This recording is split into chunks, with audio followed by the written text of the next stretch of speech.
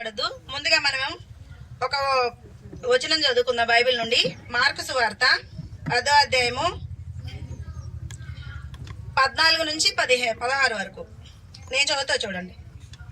Bible ఉన్నవారు open చేయండి.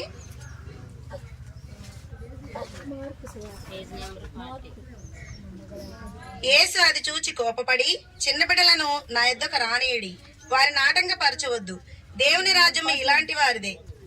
చిన్న బిడ్డ వలె దేవుని రాజ్యమును అంగీకరింపని వాడు అందులో ఎంత మాత్రము ప్రవేశింపడని మీతో నిశ్చయముగా చెప్పుచున్నాను. 16వ వచనం చాలా ఇంపార్టెంట్. ఆ బిడ్డలను ఎత్తి కౌగిలించుకొని వారి మీద చేతులుంచి వారిని ఆశీర్వదించును. యేసుక్రీస్తు ప్రభు వారు ఏం చేశారంట? ఆ బిడ్డలను ఎత్తుకొని కౌగిలించి వారి మీద చేతులుంచి వారిని ఆశీర్వదించారు. ఇక్కడ 4 పాయింట్లు జరుగుతున్నాయి ఒక లైన్ లో. అవునా?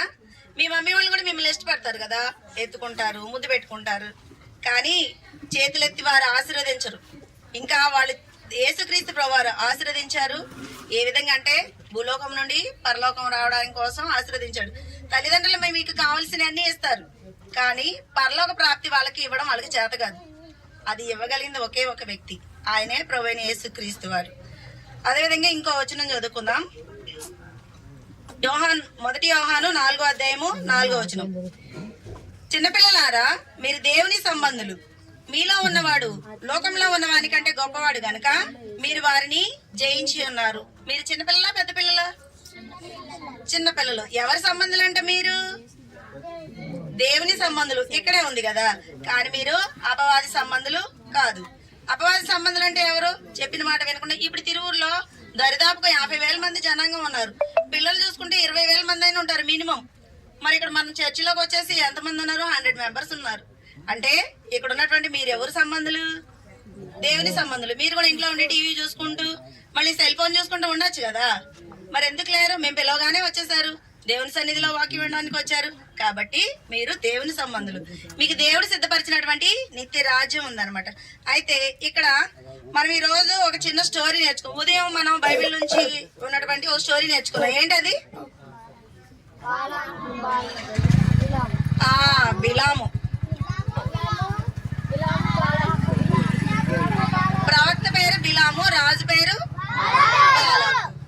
అయితే మరి బిలాము ఎక్కిన గాడిదకి ఎన్నిసార్లు దూత కనిపించింది? ఎన్నిసార్లు కొట్టాడు గాడిదని? ఓకే, మీకు బాగా గుర్తుందిరా. జ్ఞాపక శక్తి కూడా బాగానే ఉంది. Very good. ప్రతి ఒక్కళ్ళు చాలా జాగ్రత్తగా వినాలి. ½ అన్ అవర్ కంటే ఎక్కువ చెప్పం కాబట్టి చాలా జాగ్రత్తగా ఉండాలి. చిన్నపిల్లల దగ్గర నుంచి అందరికి అర్థమయ్యేలా చెప్తా. అర్థమవుతుందా నా వాయిస్? Very good. అయితే ఇక్కడ మీకు చెప్పే స్టోరీ ఏంటంటే, ఇది స్టోరీ కాదు, నిజంగా జరిగినటువంటిది. ఎక్కడ? ఆఫ్రికా దేశంలో జరిగినటువంటిది.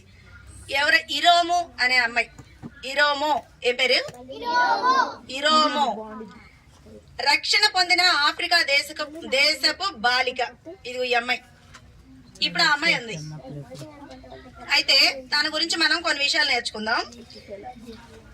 ఆఫ్రికన్స్ ఎలా ఉంటారు అంటే, వాళ్ళకి అదొక భయంకరమైన కుగ్రామం అంట, ఒక చిన్న పల్లెటూరు. ఆ పల్లెటూరులో ఏం జరిగిందంటే,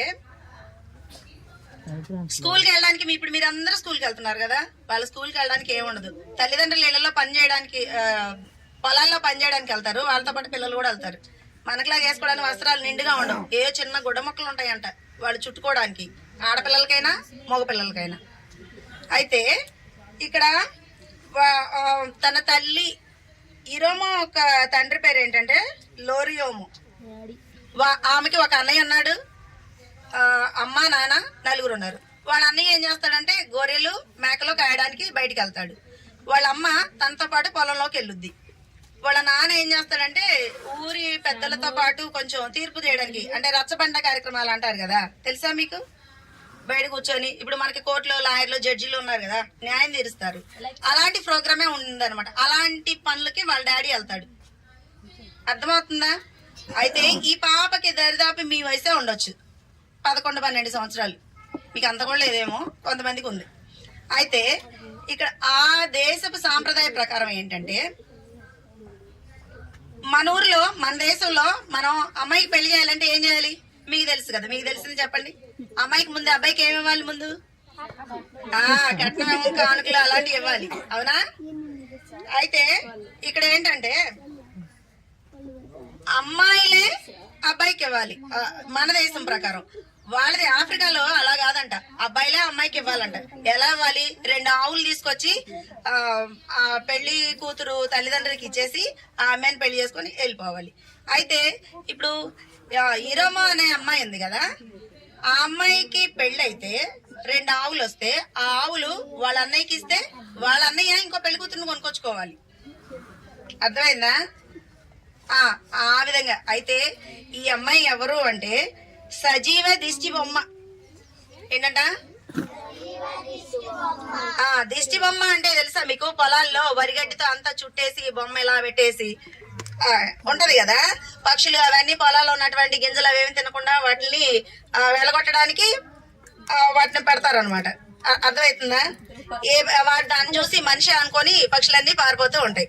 అయితే ఇక్కడ సజీవ దిష్టి బొమ్మ అంటే మనకి పొలంలో పెట్టేదండి, 2 కర్రలు పెట్టేసి దానికి గడ్డి చుట్టేసి ఒక మట్టి కుండ లాంటిది హెడ్ లాగా పెట్టేసి అట్లా ఉంచుతారు. అది ఎన్ని రోజులు చూసినా అది అలాగే ఉండేది. కానీ ఈ పాపను మాత్రం వాళ్ళ అమ్మ నాన్న దిష్టి బొమ్మగా చేస్తూ వచ్చారు. ఆడపిల్లకి విలువ లేదు అసలు అక్కడ. అర్థమవుతుందా? విలువ లేదు అంటే మీ మమ్మీ డాడీ ఎంత బాగా చూసుకుంటున్నారు మిమ్మల్ని కదా, మనం బాగా చూసుకుంటాం, అవునా కదా? వాళ్ళమ్మ ఏం చేస్తుందంటే తల్లితో పాటు ఈ పాపను కూడా పొలానికి తీసుకొని వెళ్ళిందంట. ఎక్కడ తీసుకెళ్ళింది?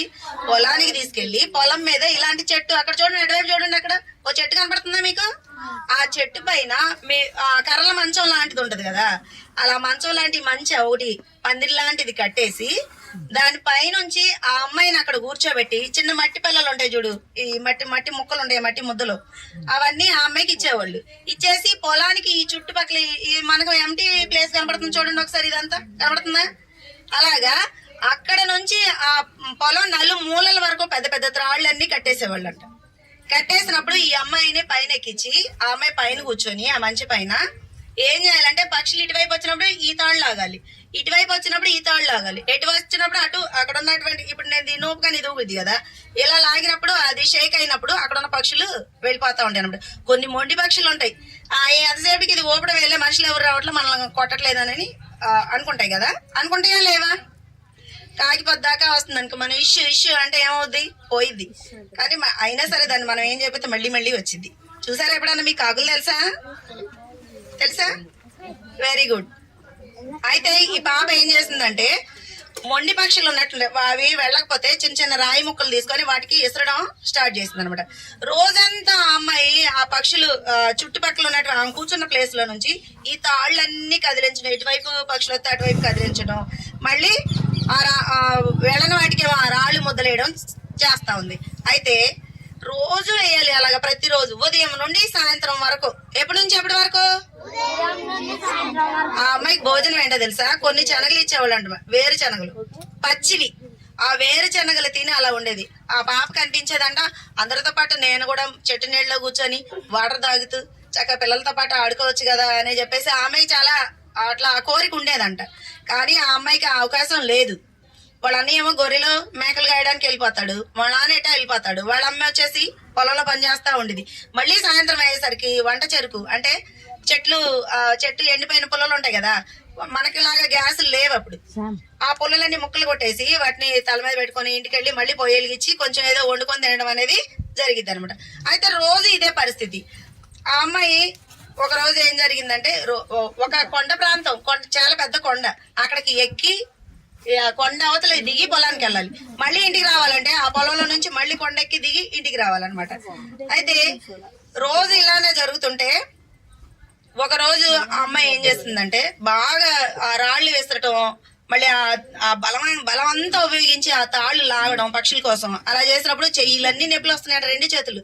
అంతేకాకుండా ఆ ముద్దులో మళ్ళీ బలంగా ఇసిరేయాలన్నమాట. పక్షులు ఎక్కడుంటే అక్కడికి ఇసిరేయాలి కదా. ఇక్కడ ఇసిరేస్తే అక్కడున్న పక్షి పోయిద్దా?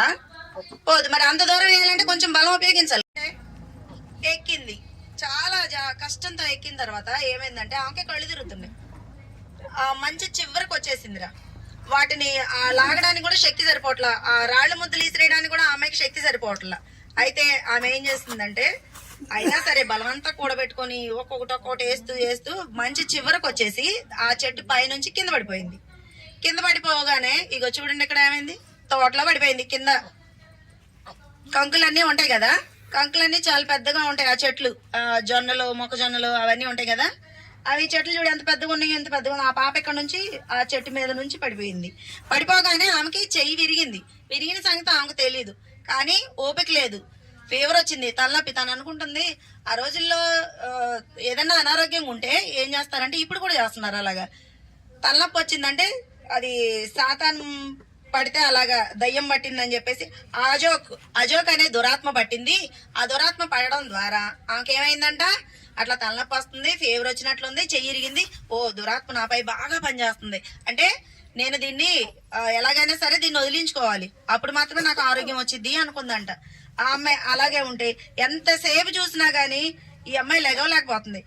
పక్షులన్నీ వచ్చేసినాయిరా, 100 పక్షులు వచ్చేసి ఆ పొలంలో ఉన్నటువంటి గింజలన్నీ అవి కంకులు తినేస్తా ఉన్నాయంట. కంకులన్నీ తినేస్తా ఉంటే వాళ్ళ అన్నయ్య ఉన్నాడు కదా, వాళ్ళ అన్నయ్య పేరు ఏం చెప్పుకున్నాం మనం, ఓహిద్ వాళ్ళ అన్నయ్య పేరు.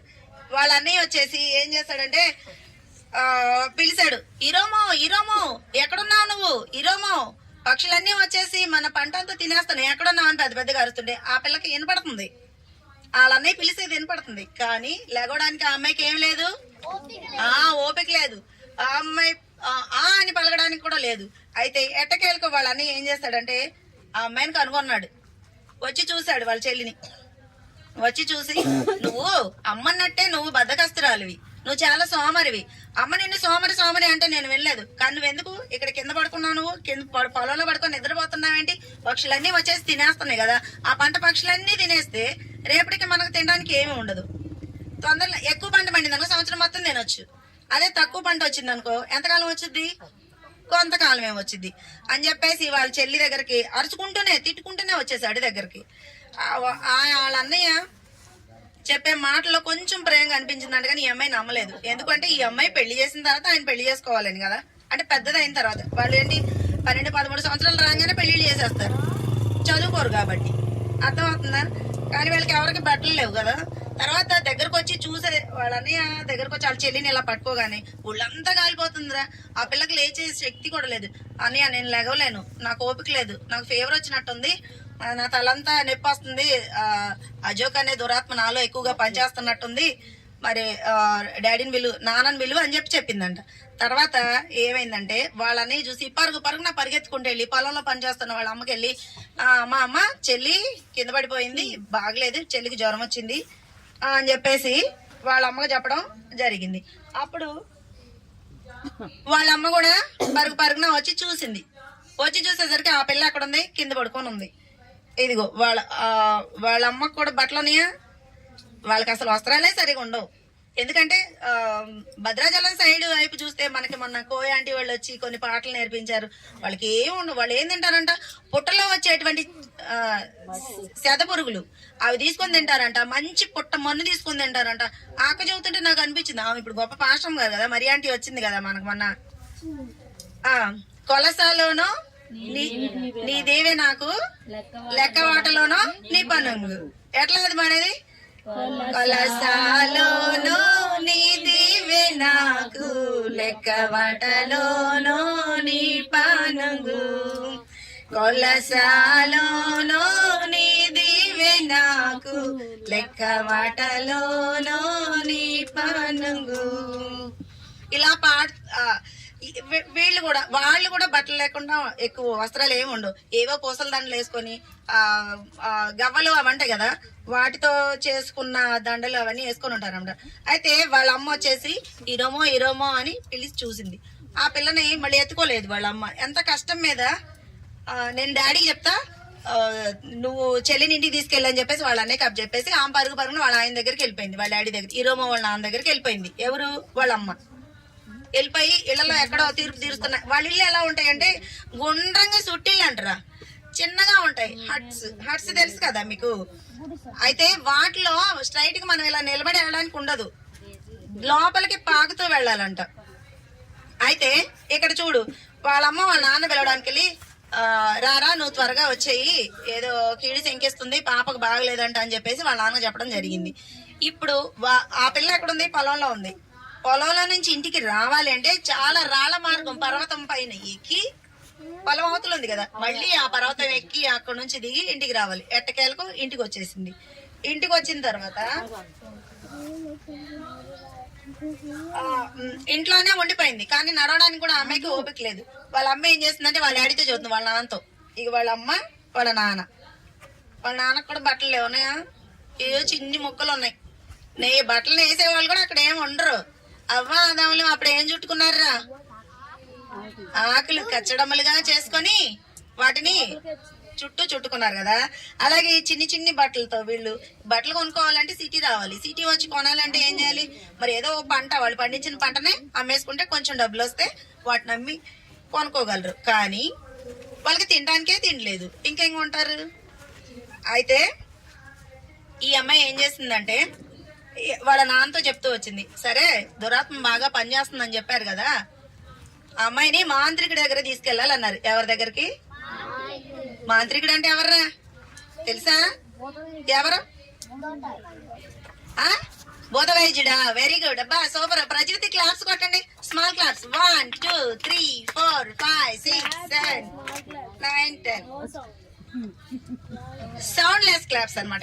ఇలా ఓకే ఓకే, వెరీ గుడ్. అయితే ఇక్కడ ఏం జరిగింది అంటే వీళ్ళందరూ కలిసి వాళ్ళ అమ్మ, ఇరోమో, వాళ్ళ నాన్న భూత వైద్యుడి దగ్గరికి వెళ్ళి బాగు చేయించుకోవాలి అంటే ఒక పక్కన ఊరికి వెళ్ళాలి. మనం ఏం చేస్తాం? జ్వరం వచ్చిందంటే ఇంజక్షన్. వెరీ గుడ్ రా. నీ పేరేంటి? రుత్విక్. సూపర్. రుత్విక్ కూడా క్లాప్స్ కొట్టండి.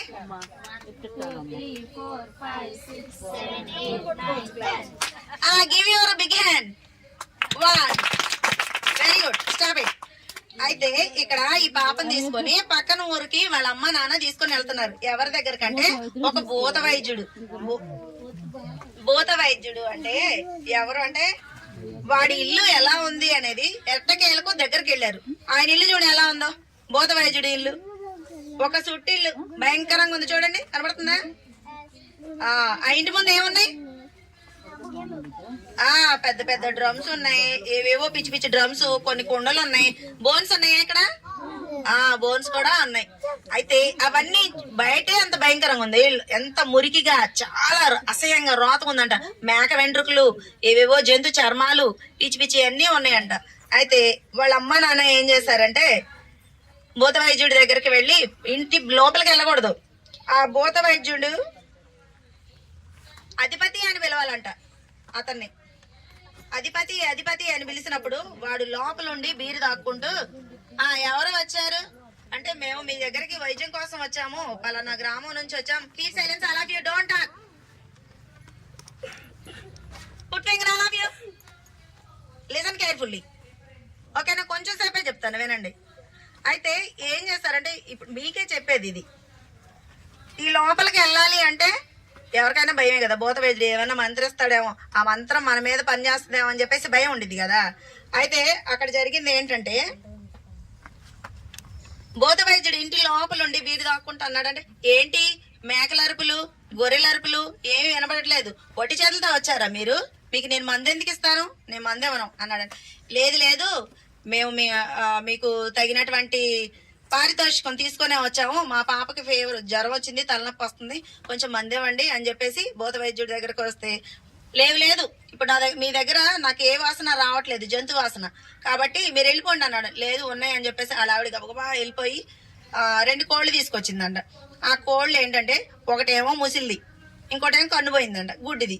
ఈ 2 తీసుకొచ్చిస్తే వచ్చాడు భూత వైద్యుడు బయటకు వచ్చి ఏం చేశాడంటే, ఏంటి ఇవే, ఈ కొంచెంతో నేను మందు తయారు చేసి ఇవ్వను, ఏముంది ఒకటేమో ముసిల్ది ఇంకోటేమో గుడ్డిది, 2 నా పనికి రావద్దు, 2 మేకలు 2 గొర్రెలు తీసుకురండి అని అంటే, మళ్ళీ సరే వాటిని నేను తీసుకొస్తా అని చెప్పేసి వాళ్ళ నాన్న వెళ్ళిపోయాడు అనమాట. వెళ్ళిపోతే ఆ పాపని ఈ భూత వైద్యుడి దగ్గర కూర్చోబెట్టారు. ఒక చెట్టు కింద కూర్చోబెడితే ఈ భూత వైద్యుడు కనబడుతున్నాడు ఇక్కడ మీకు, చెల్సి కనబడుతున్నాడా? Very good girls. Okay, morning అనేటువంటి స్టోరీ ఉంది కదా, బిలాము బిలాము గాడిద స్టోరీ విన్నారు. ఓకే, అయితే ప్రవక్త అనగా ఎవరు? ఎవరు చెప్పదు. మీరు చెప్పారంటే వీళ్ళ మార్క్ మీకు వచ్చేది. చిన్న మార్కులే.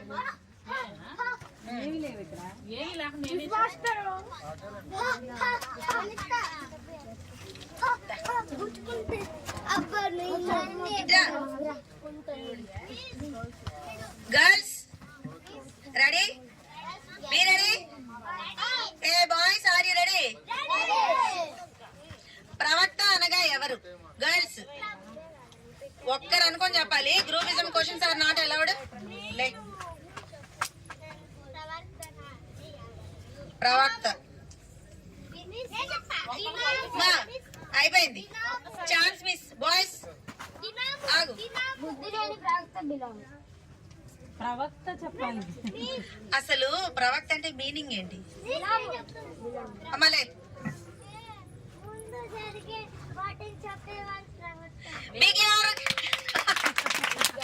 ఎంత బాగా చెప్పింది చూడు. ముందు జరిగే వాటిని గురించి చెప్పే వ్యక్తిని ప్రవక్త అని అంటారు. Very good, super. తన పేరు Roy. Merlin, Evangeline, Helen. Next boys, ప్రవక్త పేరు ఏమిటి? బిలాం. బి గ్రూప్ కి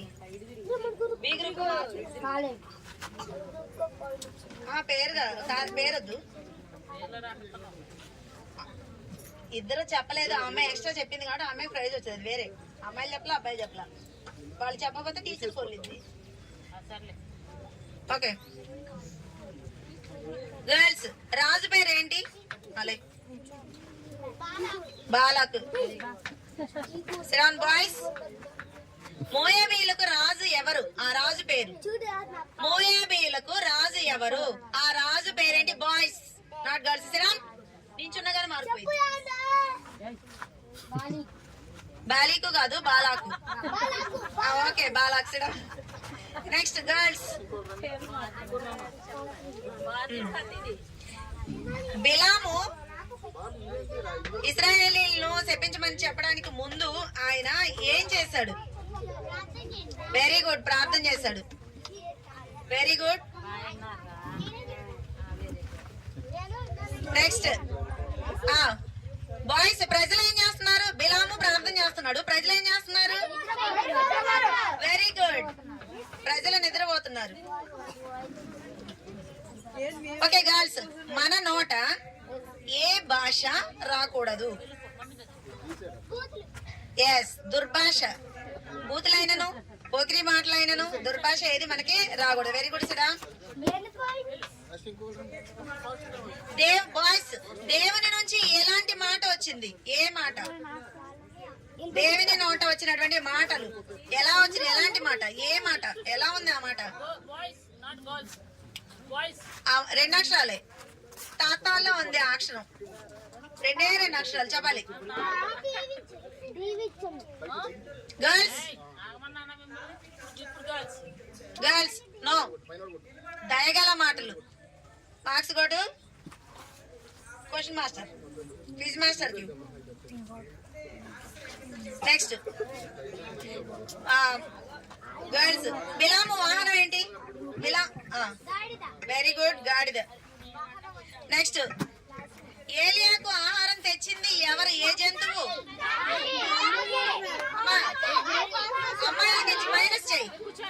అమ్మాయిలకి 1 మార్కు మైనస్. అడిగింది మిమ్మల్ని. నేను ఎవరిని అడిగాను?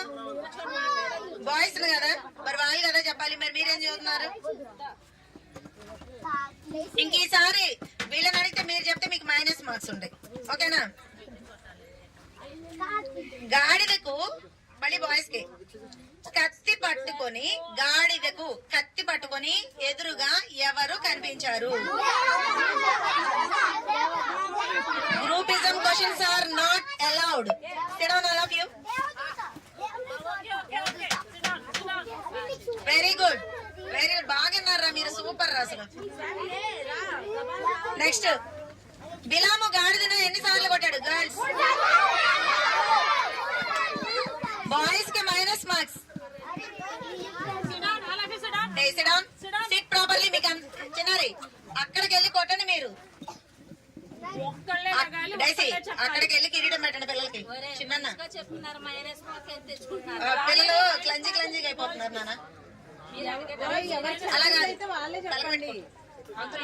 కొట్టకూడదు అదే చెప్పారు. ఓకే నెక్స్ట్ చూడండి. First boys. బిలాము గాడిదని ఎన్నిసార్లు కొట్టాడు? అమ్మాయి బాయ్స్ అంటే నువ్వు బాయ్ గాయవా? నీతో పచ్చి అసలు నేను.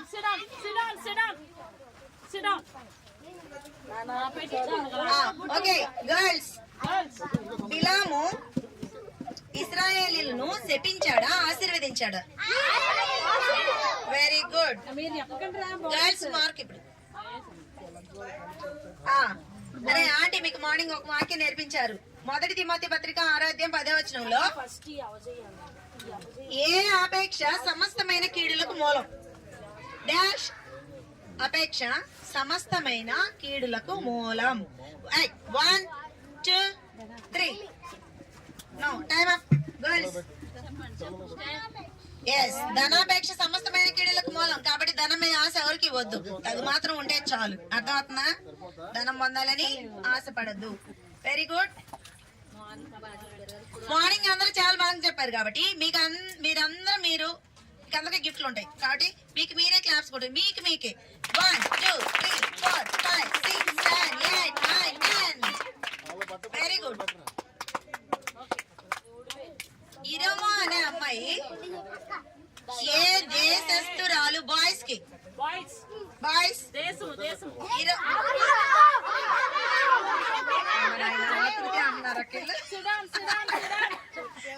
ఆకృతి కాదు Africa. African girl. Okay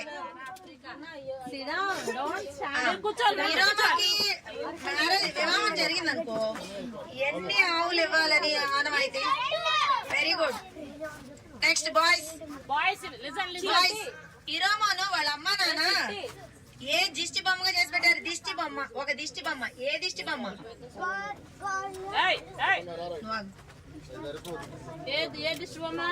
boys పేరు ఒకటి ఉంది. దిష్టి బొమ్మే. ఒక దిష్టి బొమ్మ. రైట్. సజీవ దిష్టి బొమ్మ. Very good super. నెక్స్ట్ ఇరోమా కూర్చున్న ఇల్లు ఎక్కడుంది? ఇరోమా ఒక దానిపైన కూర్చొని. Very good girls. Next boys. ఇరోమా అవి తాళ్ళని లాగడం కోసం ఏమంతా ఉపయోగించింది? Very good girls. అబ్బా భలే చదువుతున్నారా? అరే ఒక మార్క్ కూడా మాకు రావట్లేదురా.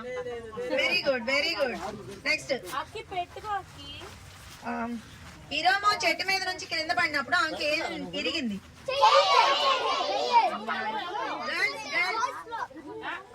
Next boys.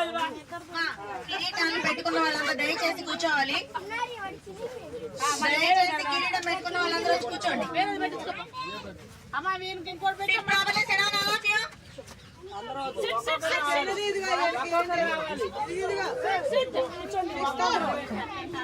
డైసీ 2 పనులు జరుగుతున్నాయి. అలా చేసే వాళ్ళు ఎవరు? ఇప్పుడు ఎవరికి